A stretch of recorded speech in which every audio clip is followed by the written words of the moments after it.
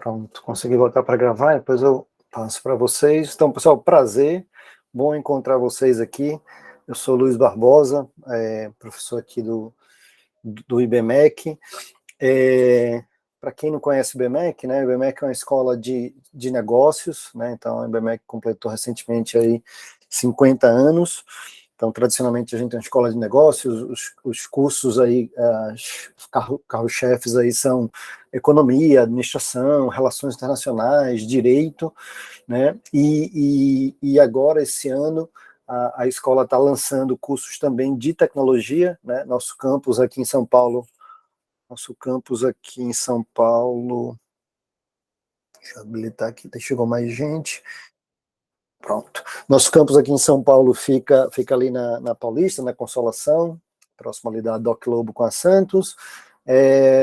E os cursos de tecnologia, a gente está abrindo campus novos aqui na Faria Lima, próximo ao metrô Faria Lima, especificamente para os cursos de tecnologia. Então, nos cursos de tecnologia, a gente tem aí ciência de dados, engenharia da computação, arquitetura e urbanismo, engenharia de produção, acho que eu estou esquecendo mais algum, mas os principais são esses, e pensando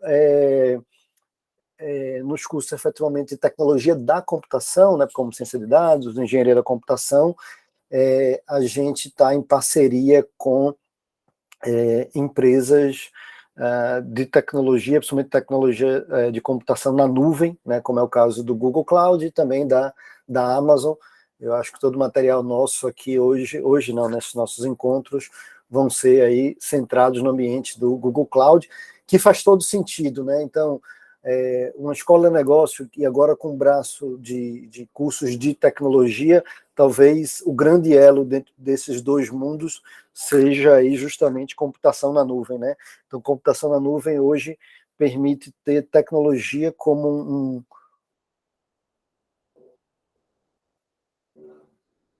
tem tecnologia como um recurso totalmente transparente, né, de fácil uso. Qualquer pessoa, as empresas, né, podem cada vez mais usar de forma muito simples, né, e todo o trabalho, toda a complexidade fica para o provedor de tecnologia, o Google, a Amazon, o Microsoft, quem quer que seja, tá? Então, me apresentando um pouco melhor aqui, então, sou Luiz Barbosa, sou formado em ciência da computação, com mestrado em engenharia de software, e agora estou finalizando um programa de doutorado em inteligência artificial. Os alunos sempre perguntam, professor, além de dar aula, você trabalha também?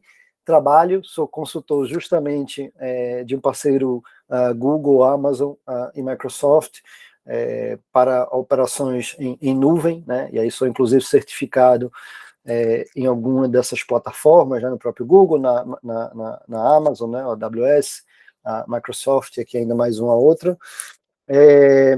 Trabalhei bastante tempo no mercado financeiro, outro tanto em telecom, depois fui para a área de marketing digital, passei um tempo aqui no time do Google, né, na área de Google Ads, e aí depois vim para essa área de cloud, tá? Um pouco aí da minha jornada. Então, eu tenho aqui alguns materiais de slide, vou pontuando algumas coisas, mas a ideia é trazer sempre demonstrações bastante práticas aqui para vocês. Quem quiser, depois do horário, no seu próprio tempo, quiser brincar um pouco com isso, quiser praticar, né, fora nossos 4 encontros aqui, né, esse cursinho nosso vai emitir, o IBMEC vai estar emitindo um certificado para vocês. Mas fora esse certificado, você quiser ainda se aprofundar e ter uma prática em cima disso também, dentro da parceria com o Google, a gente está oferecendo também um material complementar, né? Eu mandei por e-mail para vocês, ó, esse material aqui, né?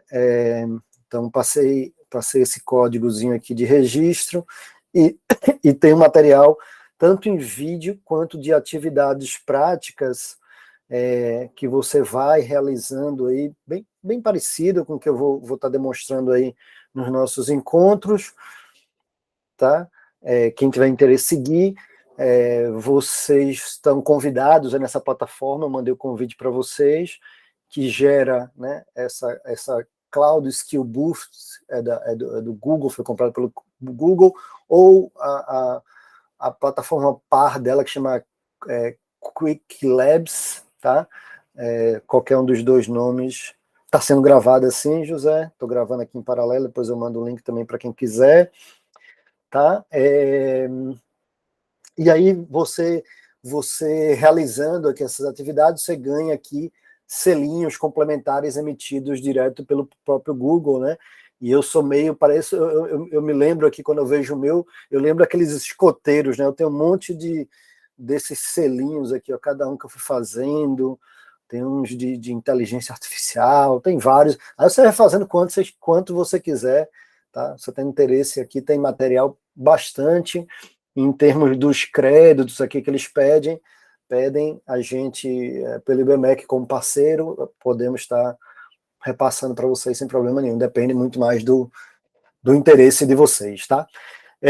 Voltando então para o nosso material aqui, eu acho que a grande pegada desse tema de computação na nuvem não está restrito, eu acho que aqui a gente vai ter uma ênfase muito para as pessoas de vocês aí que tiver interesse, né, em ter sequência numa formação em cursos, né, um curso superior de tecnologia, mas esse é um tema que não está restrito a pessoas de tecnologia, né? Esse é um tema que está muito quente aí nas empresas, né, para a formação também das pessoas, dos profissionais que vão para outras frentes, de áreas de humanas, de áreas biológicas, de áreas da saúde. É um tema muito quente, então se você vai para um curso de administração, de economia, né, você vai trabalhar no mercado que seja financeiro, varejo, todas as empresas estão nesse movimento de adoção dessa tecnologia nova como diferencial estratégico. Acho que é um pouco aí do nosso papo hoje. Se você vai para a área de biológicas, acho que entrando mais gente aqui, biológicas ou saúde, a mesma coisa. Então, pesquisa na área de saúde, mapeamento de DNA, pesquisa biológicas, tudo hoje é processado em computadores poderosos na nuvem, tá? Então, acho que é muito a temática nossa.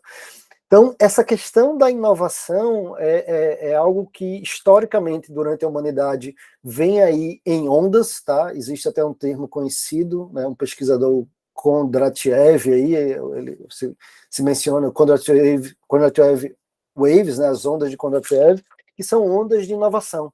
São tecnologias que mudam o paradigma da sociedade em termos de demanda e de oferta, né? Então, a nuvem tem feito exatamente isso, né? Então, os fornecedores de computação na nuvem, como Microsoft, Google e Amazon, né, estão oferecendo a tecnologia de uma forma totalmente inovadora. Historicamente, as empresas tinham que cada uma montar sua estrutura de tecnologia dentro de casa, comprar computador, comprar servidores, instalar, configurar, dar manutenção, ter suporte físico, né, segurança, condicionamento de ar-condicionado, elétrico, tudo isso, né? E os provedores hoje oferecem isso como um serviço de maneira transparente. A empresa paga por demanda, paga por consumo, parecido com o que a gente faz hoje com energia elétrica, né? Seria o equivalente lá atrás de cada empresa montar uma mini usina hidrelétrica, uma mini gerador dentro das suas empresas. Hoje não é necessário, né? Nem para energia e para computação está indo no mesmo caminho. Do lado da demanda, do lado das empresas, estou falando muito de empresa, mas isso se aplica para a pessoa física também, né? Por exemplo, eu estou aqui apresentando esse material para vocês num computadorzinho Mac, né?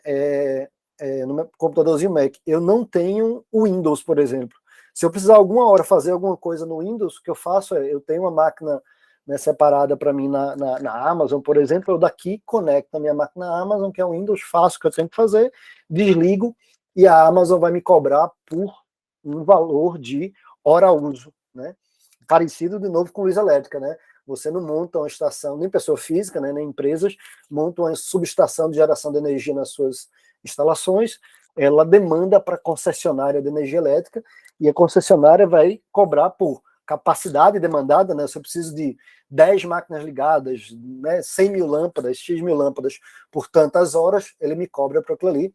computação está virando a mesma coisa. Então, a forma como as empresas, as pessoas consomem processamento computacional está sendo mudada e está mudando também a forma como os provedores aí de tecnologia oferecem servidores, né? Em vez de vender o ativo físico de uma máquina física, ela oferece a capacidade de processamento. Até mandei um meme para vocês, né? Essa coisa de nuvem, né? Não existe, na verdade, nuvem, né? A nuvem nada mais é que, em vez de eu, pessoa física ou empresa, adquirir um computador, um servidor, servidores, né? Eu subloco isso de um provedor, né? Então, nada mais a tal da nuvem nada mais é do que eu alugar um computador ou horas de uso de um computador do Google, da Amazon, da Microsoft, de quem quer que seja. Tá? E a gente vê isso durante o histórico da humanidade. Né? A imprensa escrita foi o caso, né? Ou seja, como é que se divulgava notícias, se comunicava até então, pelo boca a boca. No momento que nasceu a imprensa escrita, a forma de fornecer notícias mudou pelo meio escrito e totalmente distribuível, né? E a forma de consumir também. Né? Você começa a se informar através, né, de um artefato ali impresso, escrito. A luz elétrica, idem, né? A produção industrial antes era de uma forma, usando, por exemplo, máquinas a vapor, né? Na hora que a gente passa para energia elétrica, as máquinas se tornam muito mais eficientes, muito mais potentes, sei lá. Então, uma fábrica de mesa, na hora que tem que cortar uma tora de madeira gigante, né, a máquina elétrica, em comparação à máquina que ela tinha antes, a vapor, é muito mais rápida, muito mais eficiente, muito mais potente. E se você comparar a evolução da máquina a vapor também, que foi outra mudança de paradigma, obviamente anterior à elétrica, mudou várias formas, né? A indústria, para fabricar, por exemplo, uma mesa, era um trabalho totalmente manual, um trabalho totalmente artesanal, pessoas com uma serra lá, manualmente cortando o tampo de uma mesa num tranco de árvore. No momento que veio a máquina a vapor, ou a tecnologia a vapor, foi possível criar uma máquina que automatizava esse corte, né? E várias outras máquinas, né? O transporte aqui, que antes era a pé ou a cavalo, né? A gente tinha aí a tecnologia do trem. Então, essas ondas de inovação acontecem em ciclos. Esses ciclos, talvez uma coisa que eu mudaria nesse gráfico é a amplitude aqui, né? A distância entre tempos dessas ondas cada vez está diminuindo. Uma onda de uma onda para outra, né? Ou seja, entre a invenção do vapor, né? A inovação do vapor até a inovação elétrica são ondas muito mais longas, né? Agora começou a encurtar, né? Essa onda agora de computação na nuvem foi em coisas de menos de uma década, né? A gente gerou essa inovação aí. Então, esses ciclos estão muito mais curtos, muito mais rápidos. Tá? Então, como eu estava falando, estamos exatamente nesse paradigma que se aplica a todas as áreas. A gente, como usuário, consumidor, né? Então a gente vê serviços de inteligência. Outro ponto extremamente importante que se alavanca com a computação na nuvem é a inteligência artificial. Inteligência artificial é uma ciência, ou a própria computação é uma ciência relativamente nova, né? Eu saio daqui pelo menos com uma dica de filme. Eu recomendo muito fortemente o filme lá, O Jogo da Imitação. Entrando mais alguém, deixa eu habilitar aqui um segundinho. Acho que já habilitaram. O Jogo da Imitação, né, conta a história do pai aí da computação, que ele inventou a primeira máquina eletromecânica. Ele era inglês, ele inventou uma máquina para quebrar os códigos de guerra do exército alemão. Então, ele fez a primeira máquina eletromecânica e daí evoluiu os computadores, ou seja, é uma ciência aí de 80 anos aproximadamente. E a inteligência artificial nasceu não tão muito depois, no campo teórico ainda. Os computadores e as máquinas da época, quando a inteligência artificial nasceu, não tinham capacidade de processar o volume de dados que necessitava, né, e algoritmos complexos. Hoje, a gente tem capacidade de processamento e de armazenamento de dados quase que ilimitada, justamente graças à computação na nuvem. Tá? Isso afeta a nossa vida no dia a dia, como consumidor, né? Os Alexas da vida, os seus Wazes da vida, os seus Siris, tudo isso é disponível para todas as áreas de profissionais, na área de saúde, área de negócio, lazer, né? A gente vê isso, né? Educação, né? A gente vê isso ao nosso redor diariamente. E como é que nasceu essa questão de computação na nuvem? E se a gente pegar qualquer um dos provedores, estou pegando o Google, que cada um tem um caminho, uma história muito parecida, né? o que é o Google, né? O Google, primariamente, é um dos principais produtos da empresa Alphabet, né? E aí a empresa do grupo principal, o Google, ele é esse mecanismo de busca, que é essa telinha branca aí com a caixinha, a telinha mais simples do planeta. Só que por trás disso, o que é que tem, né? Tem uma complexidade, uma infraestrutura gigantesca. Você pega a Amazon, a mesma coisa. O que é a Amazon? Você entra no site dele lá, é um e-commerce, né, com vários produtos lá, você navega, mas por trás disso, o que é que tem? Primeiro tem um sistema logístico gigantesco para entregar mercadorias em tempo recorde aí no mundo inteiro, e para poder suportar essa complexidade logística, né, tem uma estrutura de tecnologia muito forte. Né? O Google também, por trás dessa carinha branca aqui, bobinha, né, tem um trabalho gigantesco de indexar, né, a missão do Google é organizar todas as informações do mundo. Então, você localizar, organizar todas as informações só da internet, não precisa nem ser do mundo, só da internet é um trabalho gigantesco, precisa um poder de processamento gigantesco. Né? E fora isso, o volume de usuários, né? Quantas pessoas ao mesmo tempo no mundo estão fazendo buscas e tentando trazer a informação mais adequada para cada pessoa, para cada pesquisa. Então, tem uma infraestrutura de tecnologia gigantesca por trás, e essas empresas todas foram criando essas infraestruturas gigantescas espalhadas no mundo todo,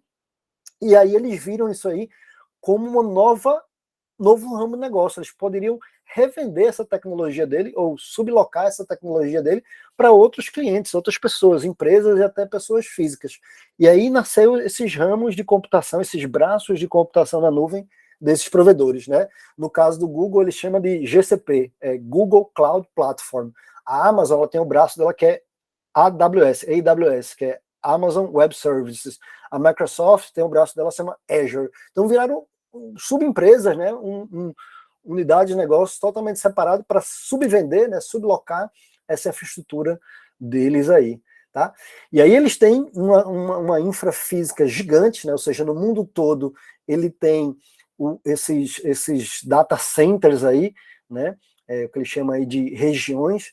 Então, cada região ele tem no mínimo uma redundância muito grande. Então, aqui no Brasil ele tem em São Paulo e tem 3 data centers, né? Ou seja, 3 grandes conjuntos de prédios com uma infraestrutura como essa aqui. Então, só em São Paulo tem 3 galpões gigantes como esse, com uma infraestrutura de servidores monstruosa.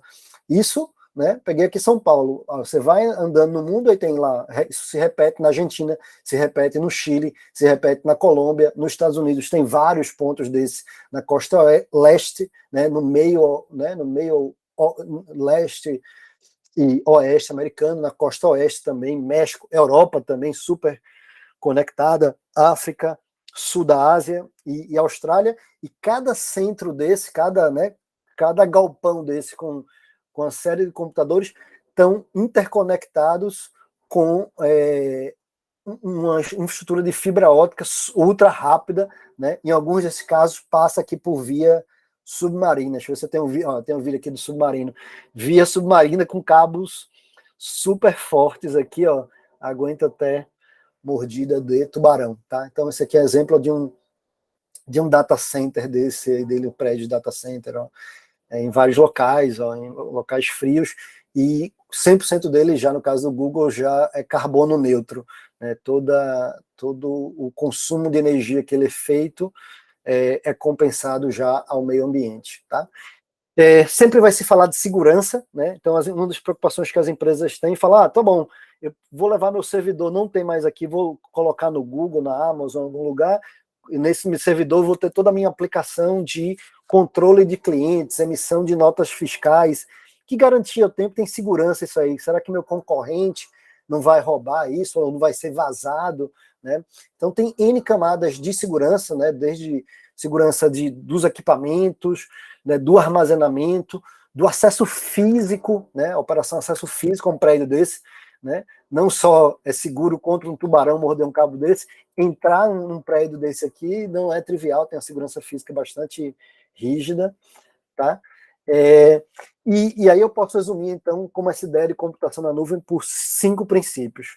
A primeira coisa é que um serviço consumido por demanda. Então, a pessoa física, a empresa, precisa de um banco de dados, precisa de um servidor, em vez de ela ter fisicamente na empresa dela, ela subloca por X horas, X dias, X períodos, com capacidade tal de processamento, de novo, parecido com a energia elétrica, subloca do Google, da Amazon, o que ela quiser, ela via, né, o computador dela, via internet, via rede, ela acessa aquilo ali, né? Então, o segundo princípio é que esses recursos são acessíveis via internet. São acessíveis via internet. Outro ponto muito importante é que esses recursos são compartilhados. Então, como eu falei, eu não tenho uma máquina Windows, quando eu preciso, eu pego do Google, da Amazon, né? O que acontece? O que acontece é que eu não, nem o Google, nem a Amazon, ela não, por mais que ela tenha milhares de máquinas dessa aqui, por exemplo, São Paulo, qualquer lugar do mundo, ela não me subloca uma dessa máquina inteira. Ela me loca um pedacinho dessa máquina por algumas horas que eu precisar, mas essa mesma máquina aqui, eu estou dividindo eventualmente com os outros usuários, tá? Então, existe esse princípio de compartilhamento de recursos. E aí, esse compartilhamento de recursos tem um ponto muito importante que existe economia de escala. Então, como o provedor pega o mesmo equipamento e divide com vários clientes, né, o custo médio por cliente ou por consumo, historicamente, ela vai diminuindo. Né? Então, quanto custa para armazenar um vídeo de um filme, sei lá, de 1 gigabyte no Google, por exemplo? Custa, sei lá, 5 centavos de dólar por mês. Esse valor, ao longo do tempo, ele tende a cair. Se hoje é 5, daqui a um ano, X, por economia de escala, ele vira 4 centavos, ele vai diminuindo. Tá? Outro princípio muito importante é o que a gente chama de elasticidade. Eu posso aumentar e diminuir a capacidade, ou quanto eu preciso consumir, tanto quanto eu demando. Isso é muito bom para as empresas, é muito bom, por exemplo, para a experimentação, é muito bom para a inovação. A empresa quer testar uma ideia, quer lançar um produto, em vez de ela investir já de cara um monte de equipamento, né, infraestrutura, ela fala, putz, vou testar uma ideia. Então vou alocar do Google aqui um servidor, vou testar minha ideia, colocar no ar. Deu sucesso, começou a ter muito usuário, inclusive a plataforma está começando a responder um pouco mais lenta, eu preciso aumentar essa capacidade, ótimo, Google fala, dobra aí esse servidor, né, aumenta a quantidade de memória, a quantidade de CPUs, né, nesse servidor, e segue atendendo meus clientes. Ou ao contrário, putz, o produto não deu certo, desliga e o custo cai a zero, né? Que aí é justamente o quinto princípio, né? As empresas, as pessoas são cobrados de acordo com aquilo que usam, de acordo com aquilo que consomem, tá? Então, a gente tem aí vários e vários serviços, tem centenas, 200, 300 serviços diferentes. Eu vou destacar os 4 grupos principais de serviços que tem. O primeiro grupo é o grupo de processamento de poder computacional. Ele tem alguns formatos, né? Esse Computing Engine, por exemplo, a ideia de um servidor. Esse Kubernetes é a ideia de ter aplicações que a gente chama de containerizada. A gente cria uma aplicação totalmente modular que consegue implantar rapidamente em qualquer ambiente. A gente vai ver isso, acho que no terceiro encontro. Tá? Existe a ideia do que se chama serverless, que é um nome também engraçado, né? Serverless quer dizer sem servidor. Não é exatamente sem servidor, é porque o servidor é totalmente transparente. Eu não tenho a menor ideia nem que servidor tá. Eu só pego minha aplicação, só pego meu código, falo, Google, toma aí, bota num servidor qualquer. Eu só quero usar, os meus clientes usarem quando for necessário. Tá? Então tem vários formatos de capacidade de processamento, de computação, né? De processamento de dados. Tem toda a parte de armazenamento. Então, o armazenamento mais básico que a gente vai ver, por exemplo, hoje a gente vai ver esse Computing Engine, né? E vamos ver esse armazenamento aqui do Cloud Storage. É parecido com o Google Drive, né? Ou OneDrive, qualquer serviço que você armazena vários arquivos. Esse Cloud Storage é exatamente isso. A gente vai usar ele para a gente armazenar os arquivos de um site, né? Um amigo meu, ele é dono de um bar, ele tem um sitezinho dele, ele até me mandou os arquivos do site dele. Eu vou colocar no ar com vocês aqui o site desse cara, num cloud storage desse. A gente vai jogar lá os arquivos que o meu amigo mandou e a gente vai dizer, ó, expõe esses arquivos do website para internet. Fora isso, o armazenamento de arquivos, né, e poderia ser outra coisa, poderia ser para a empresa armazenar contratos, PDFs, uma biblioteca armazenar livros digitais, o que fosse, né. Fora o armazenamento de arquivo tradicional, a gente tem vários formatos de bancos de dados, né. Então, principalmente para uma empresa, quando ela cresce, ela tem muitos clientes, emissão de notas fiscais, documentos, contratos, né? Essas informações, elas ficam em banco de dados, né? E aí tem vários formatos de banco de dados diferentes. talvez o mais tradicional dele seja esse formato SQL, tá? Mas tem esse Spanner, Data Store, que são variações, são especializações de bancos de dados.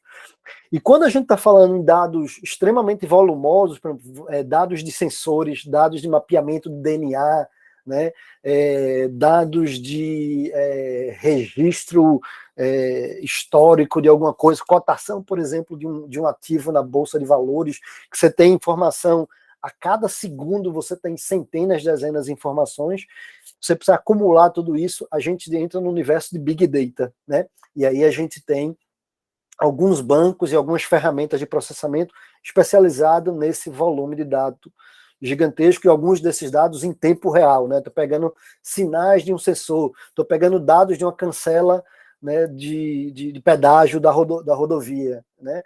E aí vai. Então, talvez o mais famoso deles é o BigQuery, aqui BigQuery, a gente vai brincar ele no segundo encontro. E por último, somente quando a gente tem esse volume de dados gigantesco, a gente é possível ter a ideia de inteligência artificial e machine learning, ou seja, a gente tem máquinas que aprendem com esses dados históricos. A gente tem, por exemplo, um que chama de API de visão, eu pegar um monte de imagem, poderia ser de bichinhos e reconhecer animais em risco na Amazônia, sei lá, ou poderia ser identificação de placa de trânsito e ver quem está fora ou dentro do rodízio. Poderia ter vários cenários. Então, tem cenários de reconhecimento de imagem, reconhecimento de voz, tradução automática, processamento de texto, processamento de linguagem natural. Então, ver um vídeo e já fazer a tradução automática, né? Então, tem vários cenários aí.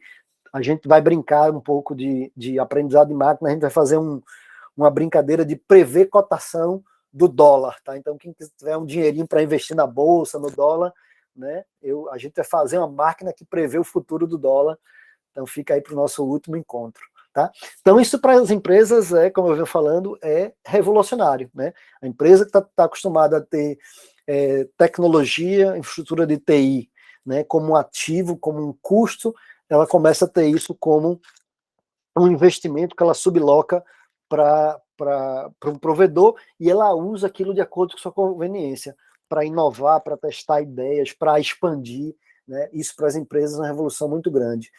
E para pessoas físicas, empresas menores, principalmente startups, né, é também maravilhoso. Você não precisa de antemão, você quer testar a tua ideia, né, você vai lançar a próxima empresa de patinete, você vai lançar o próximo Tinder, você vai lançar o próximo Spotify, o próximo TikTok, né? Em vez de você ter que ter sua ideia, investir um monte de máquina, um monte de servidor, você primeiro tem a ideia, constrói a aplicação, né, subloca uma máquina do Google, testa lá, vê se seus clientes, seus potenciais clientes gostam daquela ideia e vê se funciona. Se funcionar, maravilha, começar a ter demanda e o servidor começa a não aguentar, não tem problema, falar Google, Microsoft, quem seja, dobra a capacidade, triplica a capacidade e obviamente você vai ser cobrado de acordo com essa proporção. Ou, no pior caso, deu errado, desliga as máquinas, vamos para a próxima ideia, né? Essa é a mentalidade aí de startup e inovação, tá? Essa questão de inteligência artificial também é um diferencial muito grande, né? Então a gente hoje junta essas três coisas, né? Poder de processamento quase infinito com as máquinas na nuvem, a capacidade, inclusive, de armazenar um volume de dados gigantesco. Hoje a gente não tem escassez de dados, né? A gente tem excesso. Todas as empresas têm sensores, imagens, tudo quanto é informação. A dificuldade é colocar isso em algum lugar e processar isso de forma inteligente, né? E a inteligência artificial e os provedores em nuvem, o Google talvez seja até líder nessa frente, tem uma série de ferramentas para processar isso de maneira inteligente, tá? Então, vamos lá tentar fazer a nossa prática. Tentar fazer a nossa prática. A gente vai fazer 2 cenários, tá? Então, eu tenho, como eu falei, eu tenho o site de um amigo meu que ele tem um bar, ele mandou o site dele, é um site bem simples. A gente vai colocar esse site no ar de 2 formas diferentes. Uma é a gente vai pegar os arquivos desse site e colocar no serviço de armazenamento, equivalente a um Google Drive, que é esse Cloud Storage aqui que eu mencionei, ó, esse Cloud Storage. E esse serviço de armazenamento ele é inteligente, ele não só armazena arquivo, mas ele tem capacidade de habilitar uma camada de serviço de web, de internet. Fala, ó, expõe esses arquivos para a internet. Na hora que a gente diz, fala, ó, expõe esse arquivo para a internet, automaticamente já virou um site, né? Já automático. Outra opção é efetivamente a gente ativar um servidor propriamente dito. Nesse servidor a gente instalar um serviço de internet, né, de web, e aí publicar os arquivos desse site nesse servidor, vai funcionar também. São dois caminhos para a mesma coisa, né? Eu pegar um serviço de armazenamento, armazenar no website e ativar a camada de serviço para a internet. Ou, o segundo exemplo, ter um servidor dedicado para isso, instalar o aplicativo de servidor web e disponibilizar os arquivos lá que o servidor web vai controlar o acesso dos usuários, tá? São duas formas, tá? Existe então esse conceito aqui, né, de quando a empresa tinha historicamente os servidores dentro de casa, né, e aí na nuvem a gente tem essas três modalidades. O serviço de IaaS, que é Infrastructure as a Service, que é quando eu falo assim, ó, Google, me dá um servidor XYZ, que vai ser um dos cenários que a gente vai fazer, a gente vai pedir um servidor. Tem o cenário de plataforma as a service, né? A gente fala assim, ó, Google, você tem essa plataforma aí, toma aí minha aplicação e gerencia do jeito que você quiser, só coloca a minha aplicação no ar, isso aqui é o que a gente vai fazer no encontro 3. E tem o serviço serverless, que é o que a gente vai fazer com inteligência artificial. Fala assim, ó, tem a mínima ideia de como é que está esse servidor, eu só quero usar ele. Tá? Fala, quero usar o serviço de inteligência artificial.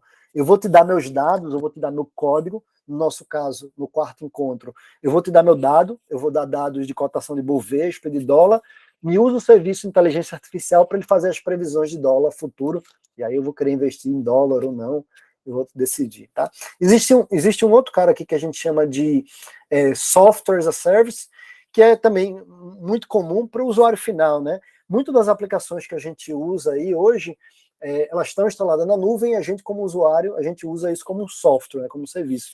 Você pega um Gmail da vida, ou o sistema da faculdade de vocês para trazer conteúdo, né, para, sei lá, usar Google for Education pode ser uma opção, ou alguma outra plataforma como, sei lá, Blackboard, são exemplos de SaaS, Software as a Service, tá? Ela não está aqui, mas é uma outra opção também, tá?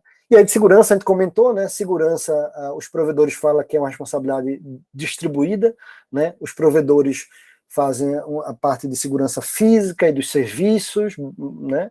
E a parte de segurança de uso, né? Garantir que é dado acesso às pessoas corretas, aos objetos corretos, é por parte do usuário, né? Da empresa que está usando aquilo ali, está sublocando aquilo ali. Certo? Então vamos lá, ó, vamos à nossa primeira demonstração. Eu vou pegar o site do meu amigo, ó. Para vocês que não têm a menor ideia do que é um site, ó, site é isso aqui, ó. Deixa eu pegar aqui, ó.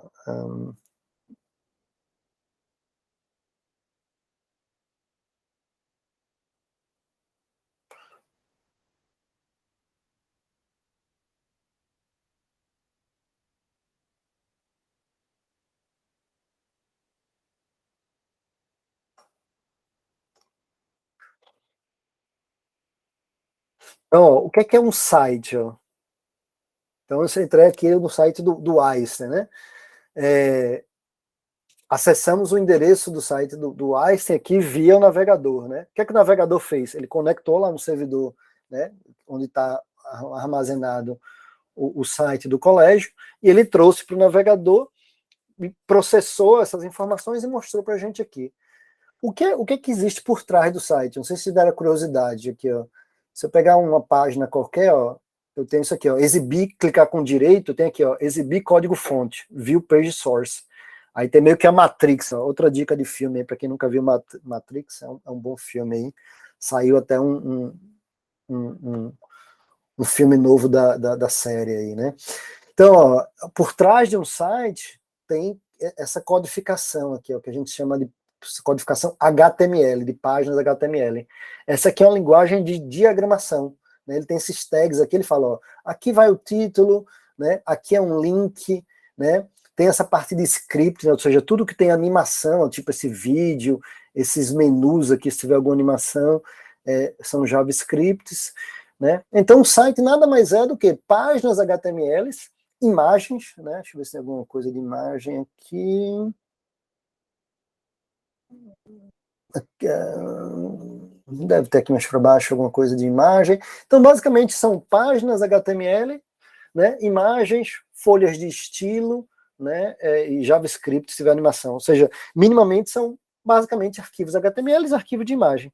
Se você pegar o site do meu amigo aqui, do bar dele, ó, tá aqui, ó, na minha máquina local, eu tenho aqui ó, uma pastinha HTML, tá aqui o site meu completo, ó. São basicamente esses arquivos HTML, ó, essa aqui, folha de estilo para diagramar o que vai em cima, o que vai embaixo, e umas imagens aqui, ó, a imagem do cantor do bar, e vai, ó, pronto. Se eu pegar esse conjunto de elementos aqui, de arquivos, colocar na internet, é o site, né?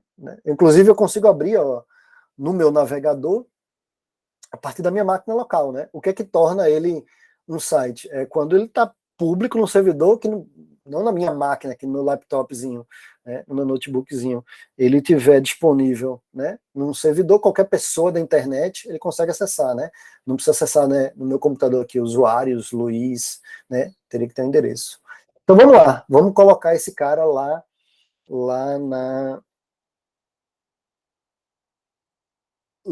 na internet.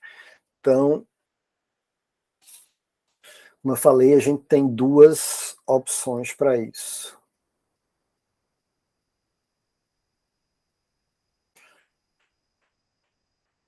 Então, outro detalhe, aquele material complementar que eu mostrei para vocês, tem lá uma série de vídeos, materiais de conteúdo complementar, e tem esses laboratórios práticos, né? Então, são laboratórios como esse que você, né, ativa aí, né? Você inicia ele e tal, ele vai dar acesso a todo o ambiente em nuvem aí do Google sem custo nenhum. Eu até devia ter fiz errado aqui, deixa eu abrir um navegador no modo anônimo. É recomendado você abrir o navegador no modo anônimo, para não confundir esse usuário do curso aqui com o teu usuário, sei lá, do meu Gmail aqui, por exemplo. Tá? É abrir aqui o navegador no modo anônimo. Tá?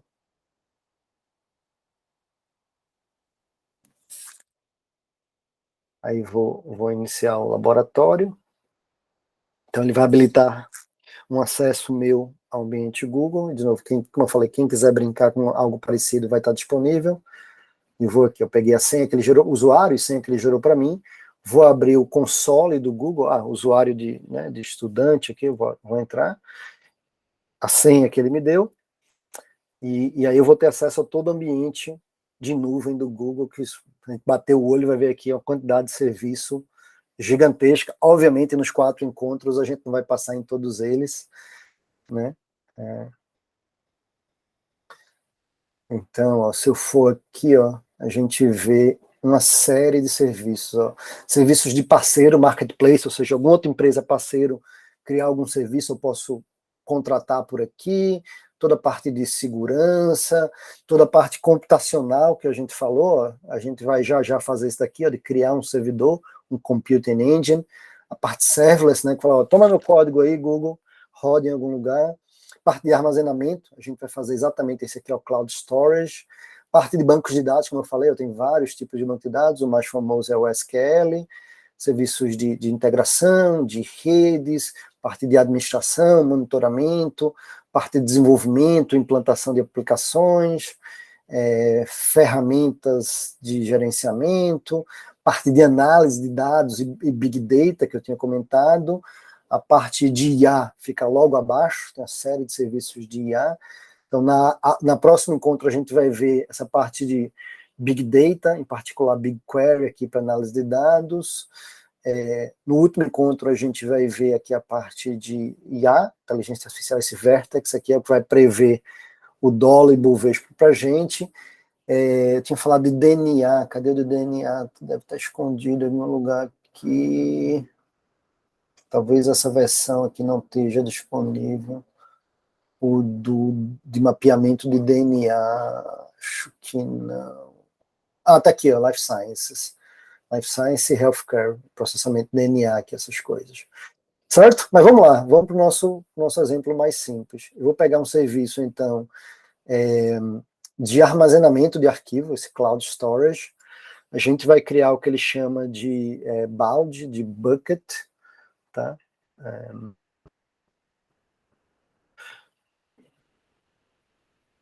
Aí esse bucket ele tem que ser único, é um nome único na internet, no Google inteiro, como se fosse um domínio, né? Quando você cria www Colégio Einstein, né? Só existe esse domínio, só vocês são dono disso, né? Então eu vou criar aqui um IBMEC Einstein Ribeirão. Esse nome acho que deve ser único, pressuponho. Você quer armazenar onde? Daquele mapa que eu mostrei que tem vários lugares, eu posso dizer, eu quero que armazene nos Estados Unidos, na Europa, na Ásia. Eu digo onde eu quero, vou deixar aqui Estados Unidos. Beleza. Que tipo de armazenamento? Que é o mais rápido, um pouco mais caro, um pouco mais lento, um pouco mais barato, e aí vai. Vamos, esse aqui padrão. Como é que você quer o controle de acesso? Você quer ele genérico ou ele detalhado por objeto? O genérico me atende. E que tipo de criptografia, de proteção você quer? Pode ser a padrão, não tem problema nenhum. Tá tranquilo aí para mim. Beleza, ele tá... Aí ele tá dizendo aqui, ó, por padrão, toda vez que eu crio um balde, um bucket desse e vou armazenar arquivos, ele proíbe qualquer acesso externo. Esse é o normal. No nosso caso aqui, a gente vai divergir disso, porque a gente quer usar esse armazenamento para um uso específico, que é para armazenar os arquivos de um site, né? A gente quer que pessoas de fora acessem, né? Qualquer pessoa da internet. Então, eu vou desabilitar isso aqui, ó, falar, não quero forçar bloqueio de acesso a usuários públicos, eu vou querer liberar, né? Eu vou querer essa capacidade, né? Depois a gente vai fazer a liberação efetivamente. Pronto, tá aqui, criamos nosso balde, agora vamos subir os arquivos que eu tenho aqui no meu computador, né? Fazer um upload do meu diretório aqui. Então tá aqui, esse diretório aqui com as páginas HTML.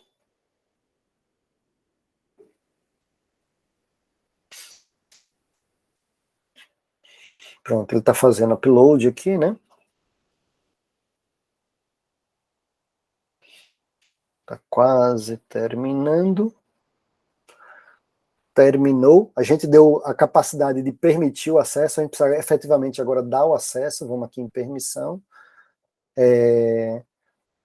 Vamos dar essa autorização.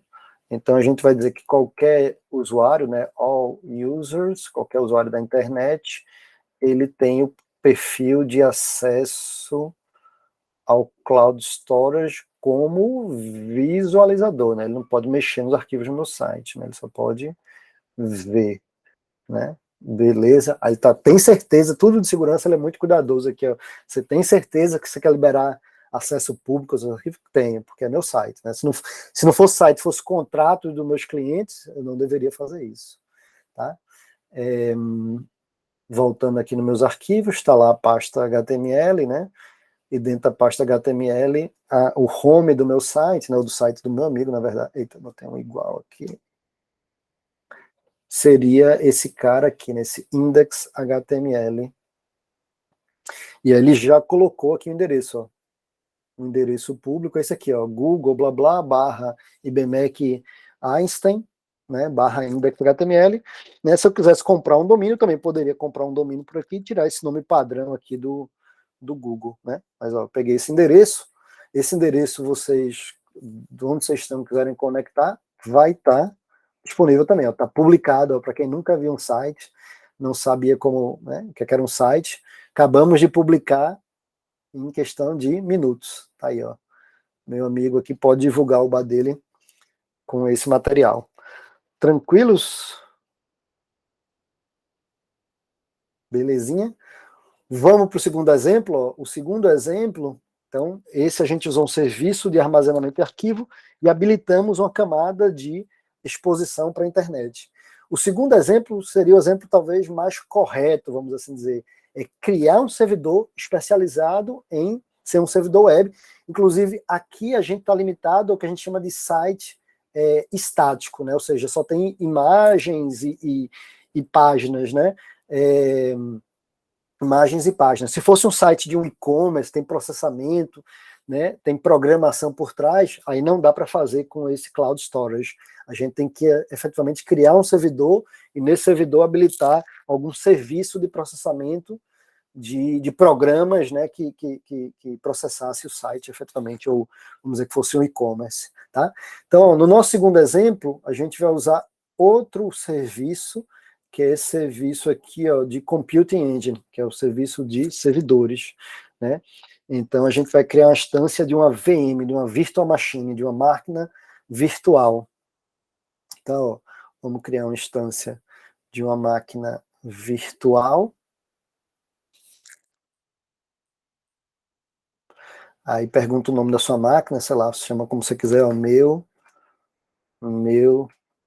servidor, como você quiser, servidor web. Você quer aonde? Ah, quero Costa Leste, Estados Unidos, quero Santiago do Chile, quero Dallas, Costa Oeste, Los Angeles, ah, quero na Finlândia, na Bélgica, na Ásia, no Japão, na Austrália, Israel, sei lá, deixa na Costa Leste, Estados Unidos mesmo. Ah, que máquina eu quero? Eu quero a máquina com tantas CPUs, qual modelo de máquina? Pega esse modelo mais simples aqui, ó. É uma máquina com a única CPU com mais ou menos 4 GB de memória. É menor que o laptop de muitos de vocês, é menor que o meu laptop, é uma máquina tranquilinha. Ó. Olha quanto custa essa máquina. Custa, se eu deixar ela ligada, esse servidor ligado o tempo todo, o mês inteiro vai custar $25. Ou seja, ele está cobrando aí 3 centavos de dólar a hora. Se eu não deixasse ligado o tempo todo, né, usar só por hora, ele cobraria 3 centavos por hora. Se eu uso num dia 1 horinha, né, e uso, sei lá, 10 dias no mês, ele vai me cobrar, sei lá, 30 centavos de dólar, tá? Aqui no caso, o servidor do site, provavelmente ele vai ficar o mês inteiro no ar, né? Ah, e eu quero que sistema operacional, né? Ah, eu quero um Linux. Linux é um sistema operacional muito comum para esses servidores, né? Ah, eu quero um Linux, eu quero um Windows, eu quero Linux, vários Linux diferentes, né? Eu quero Windows, eu quero Mac, tem todos os sistemas operacionais aqui. Vamos seguir de Linux mesmo, que é muito comum aí para servidores. E nesse meu servidor especificamente, em termos de segurança também, eu preciso habilitar, né, serviço de HTTP. HTTP é esse protocolo de conexão do navegador com o servidor para ele trazer as páginas HTML, né? Então vamos habilitar isso aqui, vamos mandar ele criar o servidor. Né? Ele está reclamando que tem maiúsculo e minúsculo, vamos mudar aqui para meu servidor web. Está aí criando o nosso servidorzinho.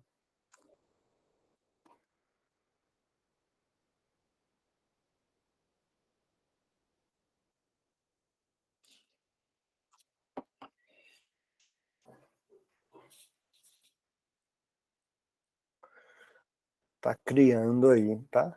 Aí leva uns minutinhos. Depois que ele criar, a gente vai conectar diretamente nesse servidor. A gente vai instalar o serviço de web, né? O serviço de website. E é parecido quem, sei lá, quem está acostumado ou com Mac ou até com Windows, você vai instalar alguma coisa nova no teu computador. Como é que você faz? Você vai no site do fabricante, né? Baixa um aplicativo, executa ele. Normalmente você dá lá, né? Next, né? Você vai dando sim para um monte de coisa, ele instala no teu computador. Num servidor é parecido, né? Só que no caso de Linux, e Linux é tudo comando de tela preta, né? Sabe esse filme de hacker que a gente vê? É meio que isso aí. Às vezes você clicando nas coisas, tudo é comando e o processo de instalação é até mais simples. Você dá um único comando, o comando já vai no site lá do fornecedor, ele baixa, tem que baixar e já instala, é bem simples.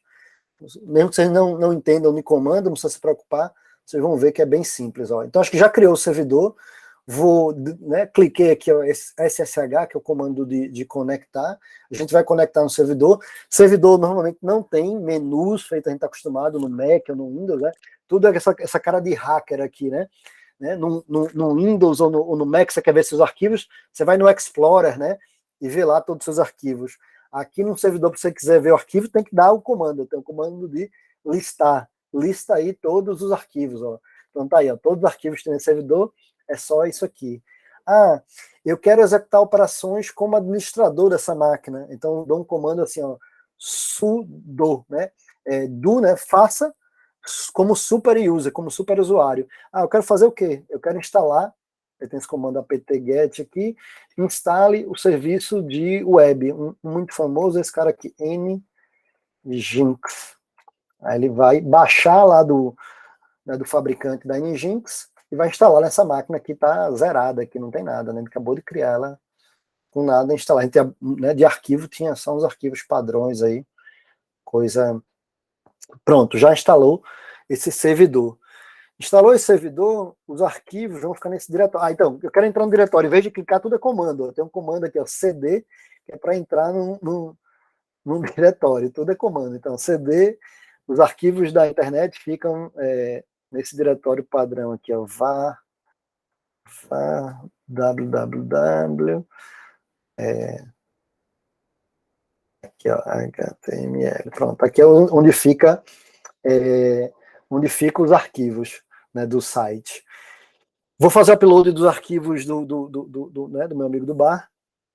Eu vou fazer upload desse mesmo site. Eu tenho a pasta dele aqui e tenho ele zipado aqui. Eu vou pegar ele zipado aqui, esse html.zip, e vou precisar dizipar, né, extrair o que está lá dentro. E aí esse Linux que a gente subiu do servidor aqui, ele não tem nada, nem ferramenta tipo WinZip, WinRAR, ele não tem, né?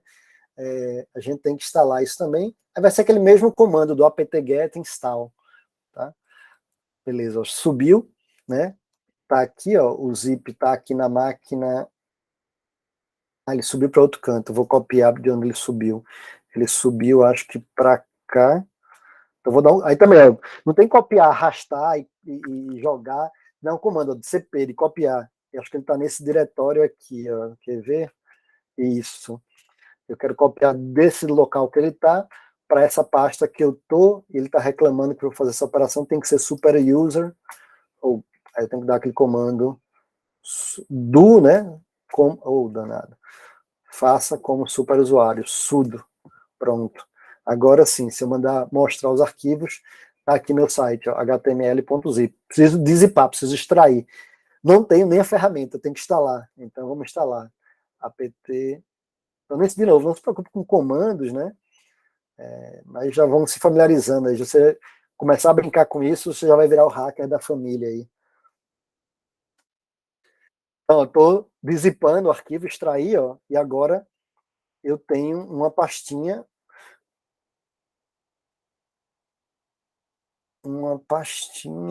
Ele não dizip... Ah, não, desculpa, só instalei. Falta dizipar, só instalamos, né? Instalamos a ferramenta de dizipar, vamos efetivamente dizipar. É só dar o comando unzip. Agora sim, agora ele extraiu tudo, tem uma pastinha aqui HTML com o site do bar. Aí beleza.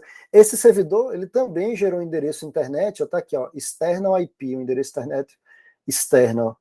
Vou copiar aqui, né? Vou abrir aqui no navegador e qualquer pessoa da internet, vocês com esse endereço /HTML, ó, conseguem acessar o site do meu amigo, ó. Mesma coisa, tá? Só que a gente fez de um formato totalmente diferente. Belezinha? Deu para captar a ideia ou muito complicado já entrei no mundo quase que hacker aí para vocês. O que é que vocês me dizem? Tranquilinhos?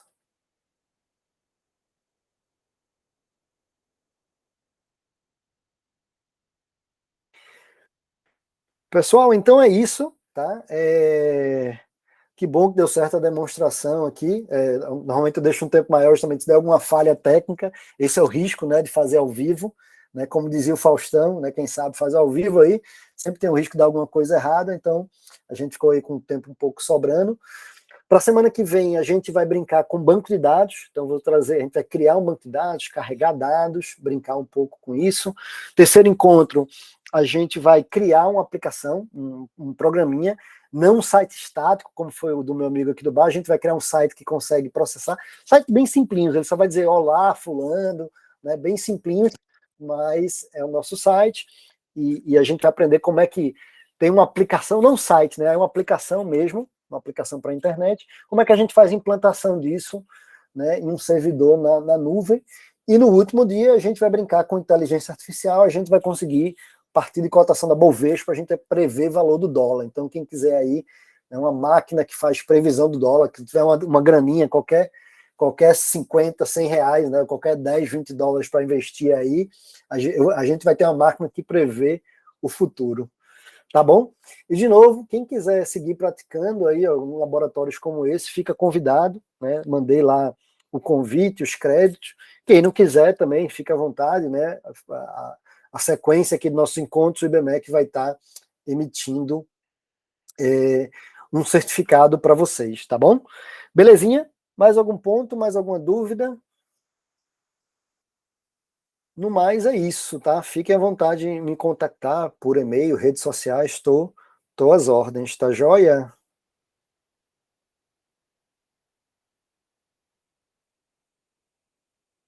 Obrigado então aí, pessoal. Até quinta que vem.